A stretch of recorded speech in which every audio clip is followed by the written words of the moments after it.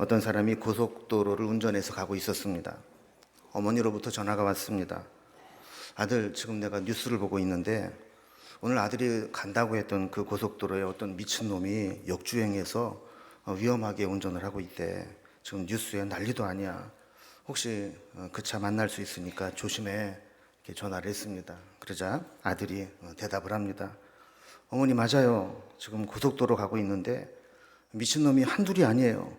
지금 저 빼고 모든 차가 다 거꾸로 역주행해서 가고 있어요. 이렇게 이야기를 했다는 겁니다. 우리가 만나는 사람들은 참 다양합니다. 그 중에는 내가 이해하기 힘든 사람들도 많습니다. 그리고 조금 당황스러운 이야기일 수도 있지만 내가 다른 사람이 보기에는 정말 이상한 사람처럼 보일 수도 있다는 것입니다. 사람들은 다 자기중심적으로 생각하기 때문에 자기가 이상하다는 생각은 전혀 하지 못합니다. 나는 옳고 다른 사람이 다 이상하다고 생각할 뿐이죠. 마치 자기 혼자 역주행하고 다니면서 자기만 제대로 가고 나머지가 다 거꾸로 가고 있다고 인식하는 것과 같은 것이 우리 인간일 수 있습니다. 사람을 가장 힘들게 하고 어렵게 하는 문제는 역시 관계의 문제입니다. 가장 자주, 가장 심하게 힘들게 하는 것도 관계에서 오는 스트레스입니다. 사람은 어쩔 수 없이 다른 사람과의 관계 속에서 살아갈 수밖에 없는데 만약에 힘들게 하는 사람과 같이 살아가야 한다면 그것처럼 힘든 것이 없죠. 만약에 그 만남이나 모임이 어떤 조건이나 필요에 의해서 만난 관계라면 마음에 안 들면 관계를 단절하면 되고 안 보면 그만입니다. 그러나 우리가 살아가는 세상 속에는 그럴 수 없는 관계들이 얼마든지 있습니다. 고객이나 거래처 사람들은 밥줄이 걸린 문제이기 때문에 내 마음대로 그렇게 끊어버릴 수 없습니다. 참아야 되고 받아줘야 되고 때로는 억울함을 당해도 수용해야 합니다. 안 그런 척 자기 감정을 표현하지 않고 항상 밝게 응대해야 되는 감정 노동자의 삶이 그렇습니다. 직장인들도 마찬가지죠. 하루에도 몇 번씩 사표를 내던지고 싶은 마음이 있지만 목구멍이 포도청이라고 참고 감정을 억누르고 혼자 풀어야 할 때가 많습니다. 때로는 억지로 관계를 깨뜨렸을 때 엄청난 고통을 동반하기도 합니다. 월터 트로비시가 쓴 나는 너와 결혼하였다라는 책에 보면 결혼이라고 하는 것은 파란색 색종이와 빨간색 색종이를 악교풀로 붙인 것과 같다, 이렇게 설명을 했습니다. 다 붙은 후에 만약에 이 종이를 원래대로 떼려고 한다면 원상복구가 되지 않습니다. 이 종이는 필경 찢어질 수밖에 없다라는 것이죠. 마찬가지로 우리의 관계가 그렇습니다. 한번 묶여졌던 관계는 그것을 깨트리려고 할 때 서로의 마음속에 씻을 수 없는 상처를 남길 수밖에 없다라는 겁니다. 이렇듯 관계는 좋을 때는 우리에게 기쁨과 행복의 원천이 되기도 하지만 관계가 깨지고 찢길 때는 엄청난 상처와 아픔을 남기기도 합니다. 그래서 우리가 소그룹 주일로 지키면서 어떤 주제로 소그룹 모임을 할까 하다가 우리에게 가장 밀접한 관계였던 이 관계에 관한 문제를 한번 다루면 좋겠다 하는 생각이 들어서 우리 피아 버킷 교재의 관계라는 주제로 매월 셋째 주마다 소그룹 모임을 하려고 합니다. 그 교재에 보면 관계의 신학이라는 이야기를 합니다. 성경에 나오고 있는 하나님도 하나님에게 원하시는 것도 다 관계 속에 묶여 있다라는 겁니다. 우리가 믿는 하나님도 한 분 하나님이시지만 그 하나님은 성부, 성자, 성령 삼위로 서로 관계 속에 존재하시는 분이라는 겁니다. 인간을 지으실 때도 하나님과의 관계를 전제로 인간을 지으셨습니다. 하나님께서 우리에게 하나님의 형상대로 지으셨다라고 하는 것은 우리와 인격적인 관계를 맺기 위해서 우리 안에 하나님의 형상을 넣어주신 것입니다. 그래서 하나님의 형상을 통해 우리는 하나님을 알아가고 하나님을 느끼고 경험하게 되고 하나님을 위해 살도록 결단할 수 있게 되는 겁니다. 또한 사람을 지으실 때 남자와 여자로 지으시고 생육하고 번성하라는 축복을 주셨습니다. 이것은 우리가 살아갈 때 혼자 살아가는 것이 아니라 남자와 여자가 하나의 가정을 이루듯 서로 관계를 맺고 공동체로 살아가는 사회적이고 관계적인 존재라는 것을 의미합니다. 창세기 2장 18절에 보면 처음에 하나님이 아담을 지으시고 사람이 혼자 사는 것이 좋지 아니하니 내가 그를 위하여 돕는 배필을 지으리라 하면서 하와를 만드시고 가정을 이루게 하셨습니다. 24절에 보면 그 남자와 여자가 가정을 이루고 한 몸을 이루어 살게 했다라고 말씀하고 있죠. 자, 이렇게 사람은 처음 지음 받을 때부터 꼭 뭐 결혼이라는 관계뿐만 아니라 여러 사람들과의 관계 속에서 살아가게 되고 서로 돕고 필요를 채우며 살아가게 하셨다라는 겁니다. 그리고 사람은 관계를 통해서 나라고 하는 존재가 형성되게 됩니다. 나 혼자서 저기까지 온 사람은 한 사람도 없습니다. 수많은 관계를 통해 오늘날 내가 있게 된 것이죠. 나 혼자 있을 때에는 내가 어떤 존재인지 잘 모릅니다. 그러나 관계를 통해서 나의 장점과 단점도 드러나게 되고 관계를 통해서 내 성격은 어떤지, 재능은 무엇인지도 드러나게 되어 객관적으로 나라는 존재를 알게 되는 것이죠. 사람은 좋은 관계를 통해서 성장과 성숙을 이루어낼 수 있습니다. 잠언 27장 17절에 보면 철이 철을 날카롭게 하는 것 같이 사람이 그의 친구의 얼굴을 빛나게 하느니라 그랬습니다. 칼을 오랫동안 쓰지 않으면 날이 무뎌지고 녹이 슬게 됩니다.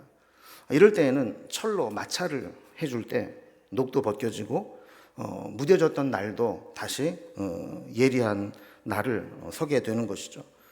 이렇게 좋은 만남이라고 하는 것은 서로에게 시너지 효과를 만들어내고 윈윈을 이룰 수 있게 해주는 것입니다. 서로에게 도전이 되기도 하고 분발하도록 자극이 되기도 합니다. 옆에서 좋은 점들을 보고 배우게 합니다. 그래서 나도 모르는 사이에 함께 있는 사람들로부터 영향을 받으면서 성장하고 발전하게 되는 것이죠. 이번에 노연 수련회 준비팀에 들어가서 서기로 섬기면서 전체 진행을 맡게 되는데 좀 준비할 때부터 어려움이 있습니다. 행사를 예산에 맞추다 보니까 숙소를 5인 1실로 다인실로 잡을 수밖에 없었습니다. 뭐 학생들이야 수학여행 가는 마음으로 여러 명이 모일수록 더 재미있게 놀 수 있겠지만 뭐 담임 목사님 또 연세 드신 장로님들 다 모임을 하는데 5명씩 한 방에 때려놓고 같이 지내라. 이게 사실 좀 이렇게 미안한 마음이 듭니다. 지난 금요일에 최종 점검을 하고 기도회를 하는데 팀장님이 이런 기도 제목을 나누었습니다. 다인실 숙소가 불편이 아닌 사귐과 교제의 장점으로 여겨지게 하소서. 기도 제목이 쏙 마음에 들었습니다. 우리는 그걸 불평의 요소로 본다면 참 힘들 수밖에 없는데 그 속에서 이게 장점으로 여기면 또 장점이 될 수 있겠구나 하는 것이죠. 사실 얼마나 불편합니까? 아마 제가 모르긴 몰라도 거기 5명 들어가면 4명 이상은 코를 골 겁니다. 또 잠자리에 드는 시간도 제각각일 겁니다. 아침에 일어나는 시간도 다 틀릴 겁니다. 좀 저녁 때 좀 느긋하게 쉬고 싶은데 일찍 자야 된다고 불구라고 하는 사람도 있을 것이고 또 새벽에 오랜만에 새벽 기도 안 하고 좀 쉬고 싶은데 새벽 4시부터 일어나서 막 샤워하고 돌아다니면서 잠을 다 깨는 사람도 있을 거예요. 다 이렇게 다인실을 함께 쓰게 되면 불편함이 많이 있습니다. 그러나 평소에 알지 못하고 교제하지 못했던 사람들이 그래도 2박 3일 동안 함께 지내면서 좋은 교제와 사귐의 시간이 된다고 여긴다면 그것도 우리에게는 기회가 될 수 있다는 것이죠. 여러분, 사실 인생이라고 하는 것은 보고 배우는 것이 많습니다. 아무리 지식으로 많이 배워도 모델이 없으면 적용하기가 힘든 것이죠. 설령 지식은 좀 부족해도 옆에 좋은 모델이 있으면 그 모델을 보고 좋은 영향을 받게 됩니다. 그럼 예를 들어서 우리가 아무리 기도에 대한 설교를 듣고 성경 공부를 해도 그 기도에 대한 도전을 실천으로 옮기는 것은 쉽지 않습니다. 그러나 내 옆에 가까운 사람 중에 정말 기도에 목숨을 걸고 있는 사람, 기도를 생명처럼 여기고 하는 사람, 기도 한 대로 믿고 기도 한 대로 사는 사람이 있다면 나도 도전을 받는 겁니다. 나도 기도해 볼까? 저번 보니까 기도 응답이 되던데 나도 기도해 볼까? 하면서 실천과 적용으로 이어지게 되는 것이죠. 그래서 좋은 친구를 통해서 서로의 얼굴이 빛나게 하는 것과 같이 이렇게 좋은 사귐과 만남과 교제는 큰 유익을 줍니다. 제가 우리 교회 부교육자들에게도 참 조심스러운 것이 이겁니다. 저는 우리 부교육자들이 저와 함께 사역하면서 저에게 좋은 점만 배우고 좋은 영향만 받으면 좋겠는데 행여라도 저의 부족한 점 때문에 그것을 배우고 나쁜 영향을 받으면 어떡하는 염려가 있습니다. 어제도 새벽 2시에 이렇게 들어가는데 부목사님 두 분이 그때까지 뭘 하고 있더라고요. 이게 누구 닮아서 그럴까요? 그런 건 좀 안 배우고 좀 하면 좋을 텐데 그 밤에 늦게까지 하는 걸 배워가지고 저게 나보고 배워서 저러나 하는 그런 미안한 감이 있습니다. 그래서 제가 이제 종종 그런 얘기합니다. 교역자회 하면서 이런 점은 배우지 말라고. 나중에 담임이 돼도 내가 이렇게 한다고 따라하면 안 된다고 이렇게 당부할 때도 있습니다. 이렇게 우리는 만남을 통해서 서로 영향을 주고받게 되죠. 근데 인간에게 이 죄가 들어오게 되면서 이 좋은 관계들이 파괴되고 말았습니다. 하나님과의 관계도 파괴되고 사람들과의 관계도 파괴되고 하나님 만드신 자연과 환경과도 관계가 파괴적인 관계로 망치고 말았습니다. 서로 경쟁하고 공격하고 파괴하고 상처 주는 관계로 변질돼 버리고 마른 것이죠. 좋은 관계가 어느 순간에 보면 관계의 악몽이 시작되는 겁니다. 내가 저 사람을 몰랐더라면, 내가 저 사람을 만나지 않았더라면, 내가 저 사람과 그때 엮이지 않았더라면 하면서 그 관계 때문에 아파하고 힘들어하는 사람들이 생겨놓게 되는 것이죠. 하나님과의 관계도 깨져버렸습니다. 대놓고 대적하고 반항하는 관계가 된 사람들이 많습니다. 대놓고 대적하진 않는다 할지라도 하나님에 대해 무관심하고 무시하는 풍조가 세상에 퍼지게 되었습니다. 서로 돕고 사랑해야 될 사람과의 관계도 헤게모니 싸움으로 변질되어 버립니다. 축복해야 될 관계가 경쟁 상대가 되고 밟고 넘어서야 되는 상대가 되어버렸습니다. 그래서 한편에서는 공격하고 한편에서는 방어하면서 다툼과 경쟁의 관계가 되어버린 것이죠. 힘 있는 사람은 끊임없이 상처를 주고 굴림하고 짓밟고 학대합니다. 비슷한 사람들끼리 모인 곳에서는 어떻게 하든지 내 필요에 따라서 이용해 먹고 버리는 관계가 되어버렸습니다. 이렇게 이기적인 삶의 극치를 이루면서 하나님이 세워주신 좋은 관계는 깨져버리고 관계 때문에 아파하고 상처받는 사람들이 여기저기에 넘쳐나게 되는 것입니다. 물론 우리가 모든 사람들과 항상 좋은 관계를 맺고 살 수는 없습니다. 또 좋은 관계를 끝까지 유지하는 것도 보통 어려운 일이 아닙니다. 로마서 12장 18절에 보면 할 수 있거든 너희로서는 모든 사람과 더불어 화목하라 그랬습니다. 할 수 있거든 이라는 말은 100% 확증할 수가 없다라는 것이죠. 그럼에도 불구하고 우리는 최선을 다해서 모든 사람과 더불어 화목하도록 해야 된다라는 겁니다. 믿음의 사람도 이 말씀대로 실천하는 것도 쉽지 않습니다. 우리가 잘 아는 사도 바울도 바나바와 다툰 적이 있습니다. 마가를 판단하고 정죄했던 적이 있습니다. 마땅히 협력해야 될 데마가 사명을 버리고 세상으로 갔을 때 서운한 마음을 숨기지 않고 서신서에 표현하기도 했습니다. 그러나 우리는 이런 관계에 있어서 원칙을 세우고 실천하는 것이 필요합니다. 오늘 말씀이 그 말씀입니다. 나는 어떤 상황에서도 할 수 있거든 모든 사람과 더불어 화목하리라. 여기 모든 사람은 내가 좋아하는 사람, 이쁜 사람만 얘기하는 게 아닙니다. 까다로운 사람, 계속해서 걸림돌과 쓴뿌리가 되는 사람, 나를 피곤하게 하는 사람, 심지어 시비를 걸어오는 사람, 때로는 갑질하고 자기 주장만 내세우는 사람, 다른 사람을 무시하고 함부로 대하는 사람, 이런 사람들을 우리는 얼마든지 만날 수 있습니다. 이런 사람들을 만날 때 우리는 어떤 감정과 반응을 보이게 됩니까?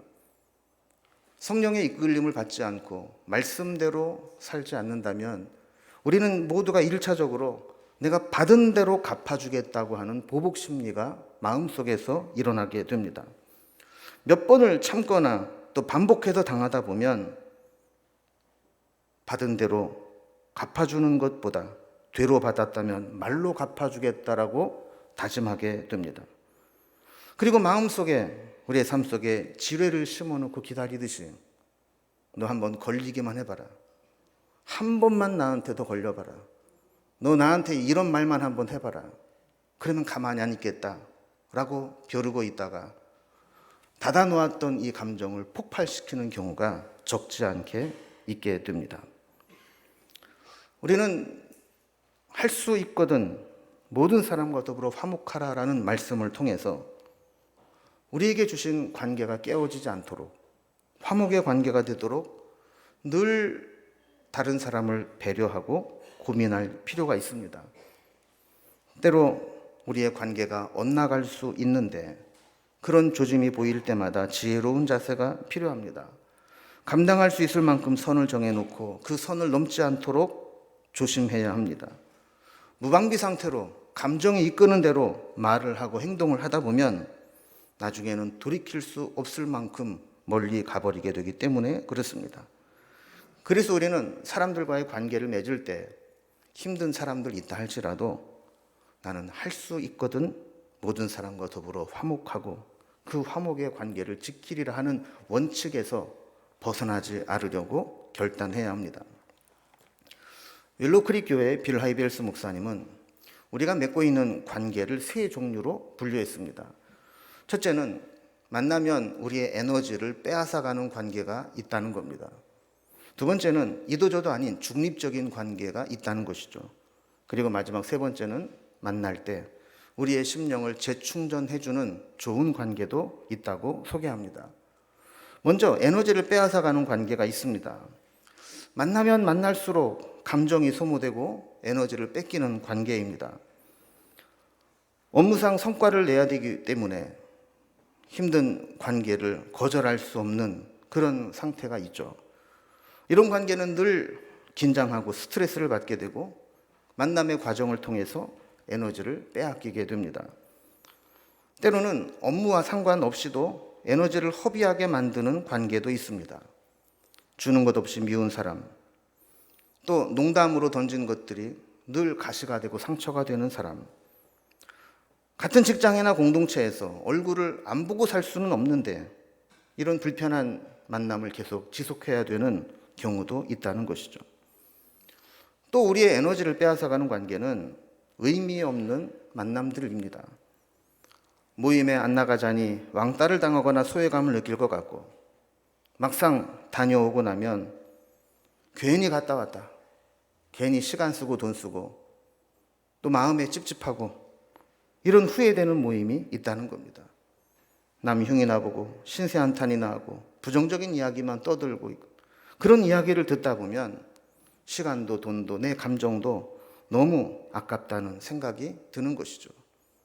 그럼 사실 우리의 모임 가운데 이런 만남들이 얼마나 많습니까? 만남 때문에 오히려 힘든 그런 공동체도 있다는 겁니다. 두 번째는 중립적인 관계입니다. 우리가 일상 속에서 부딪히는 많은 관계들이 그렇습니다.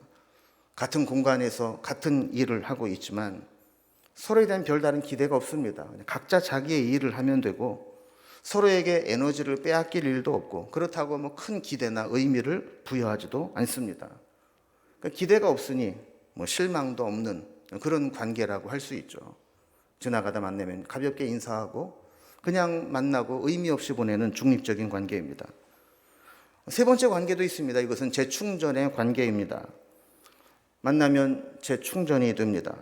지쳐있고 피곤하고 힘들다가도 얼굴만 봐도 이야기만 나누어도 힘이 나고 활력을 되찾고 세상에서 숨을 쉴 수 없을 만큼 답답함을 느끼다가도 그 만남과 모임을 참여하고 나면 이제 좀 숨이라도 쉴 것 같다 하고 숨을 돌릴 수 있는 그런 치유와 회복의 관계가 있습니다. 여러분, 사람에게는 이런 만남, 이런 모임, 이런 관계가 반드시 필요합니다. 핸드폰이나 전기자동차 같은 경우는 쓰면 쓸수록 에너지가 방전되죠. 계속 사용하기 위해서는 충전을 해야만 사용할 수 있습니다. 마찬가지로 우리의 감정 에너지도 그렇습니다. 계속해서 소모만 되는 어느 순간에 감당할 수 없고 버틸 수 없는 상황이 될 수밖에 없습니다.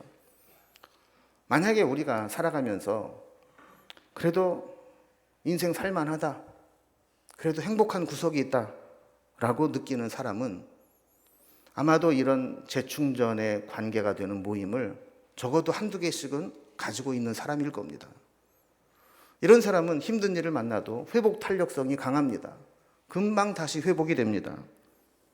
저는 우리 교회 공동체가 그런 공동체가 되기를 소망합니다.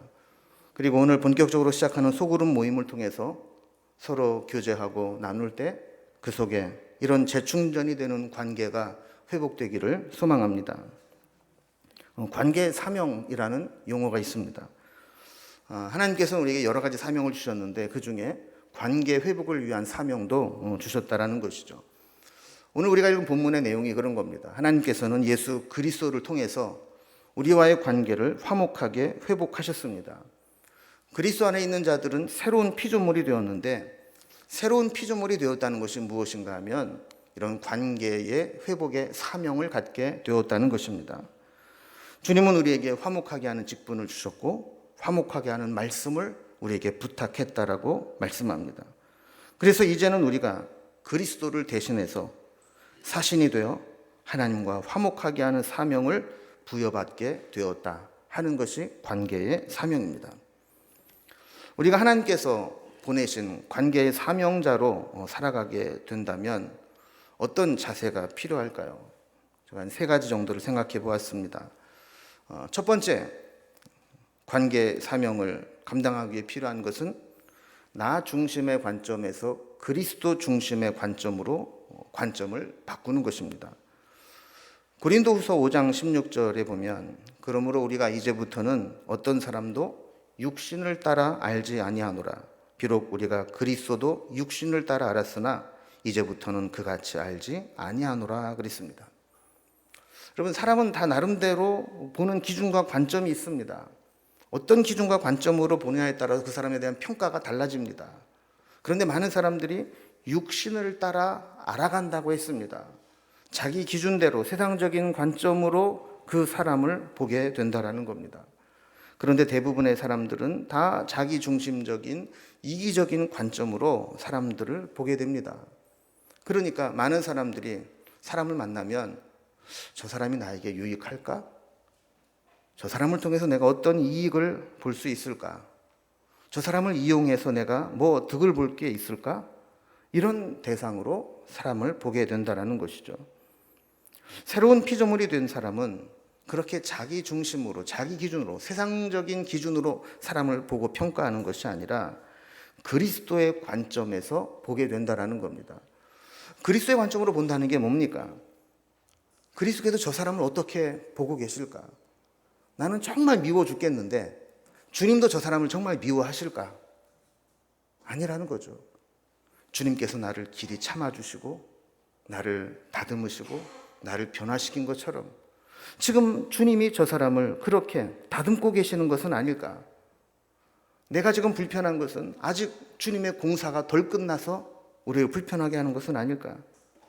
그렇다면 나에게 가시처럼 보이는 사람이라 할지라도 주님이 그 사람을 만지고 있다면 나도 그 사람의 변화와 성장을 위해서 내가 도와야 될 게 무엇일까? 라고 바뀌는 것이라는 거예요. 여러분, 이게 내 기준이 아니라 그리스도의 관점으로 사람을 보게 되면 미워하는 마음에서 긍휼히 여기는 마음으로 바뀌게 됩니다. 여러분, 우리에게 그 마음을 갖게 해달라고 기도할 수 있기 바랍니다. 내 마음에 안 든다고 미워할 게 아니라 하나님, 아직 공사가 덜 끝나서 그래요. 아직 하나님이 다 만지신 대로 변화가 안 돼서 그래요. 본인은 얼마나 힘들겠어요. 하나님, 은혜를 주세요. 이렇게 기도하는 것이 필요하다는 것이죠. 두 번째로 우리의 관계의 사명을 회복하기 위해서 필요한 것은 내가 원하는 것을 상대방에게 해주는 것입니다.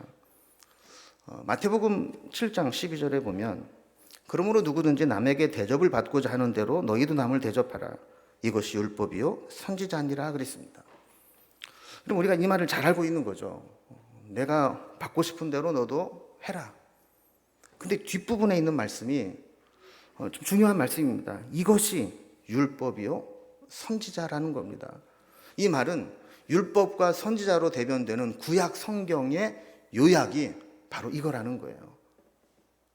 그래서 우리가 하나님께 은혜를 받고 싶고 하나님께 복을 받고 싶다면 하나님이 우리에게 원하시는 바가 무엇인가를 보고 그대로 행하면 된다라는 겁니다. 또 다른 사람과 좋은 관계를 맺고 싶고 다른 사람에게 덕을 받고 싶으면 내가 받고 싶은 대로 덕을 끼치면 된다라는 겁니다. 이게 구약의 윤리의 핵심이라는 것이죠.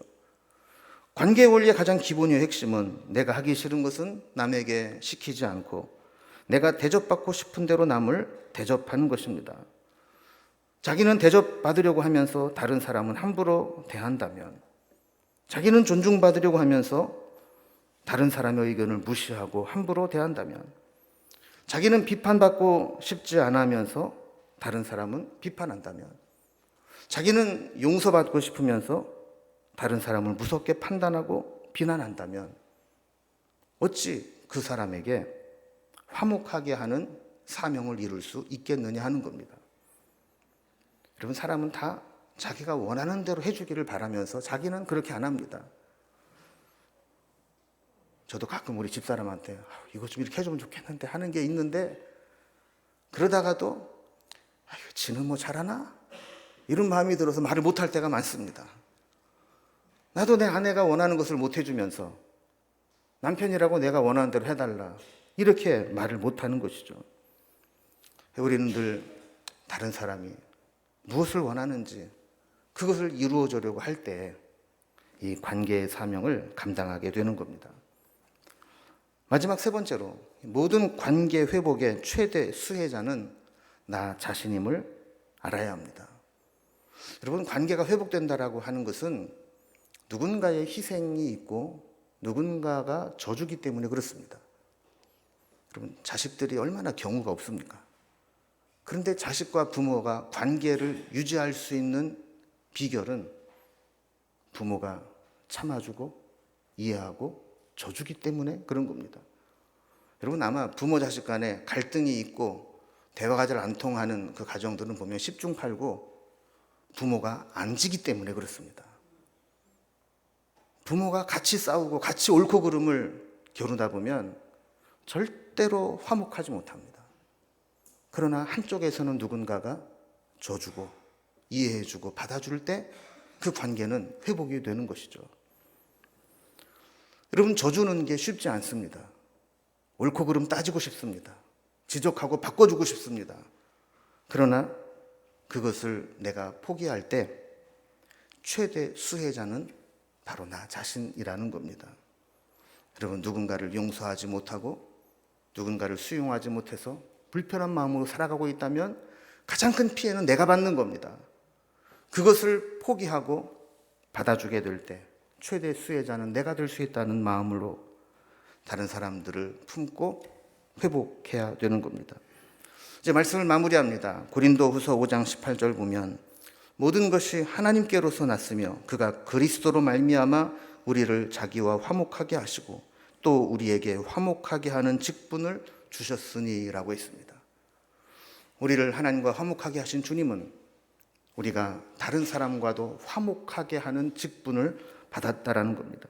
19절에도 보면 세상을 화목하게 하시고 그들의 죄를 그들에게 돌리지 않으시고 화목하게 하는 말씀을 우리에게 부탁하셨다라고 말씀합니다. 오늘 이 관계의 주제를 다루면서 우리도 이 화목하게 하는 직분을 맡은 자다라는 생각을 하면서 참 어려운 주제이지만 관계 회복을 위해서 한 걸음 내디딜 수 있는 우리의 공동체가 될 수 있기를 주님의 이름으로 기원합니다. 기도하겠습니다.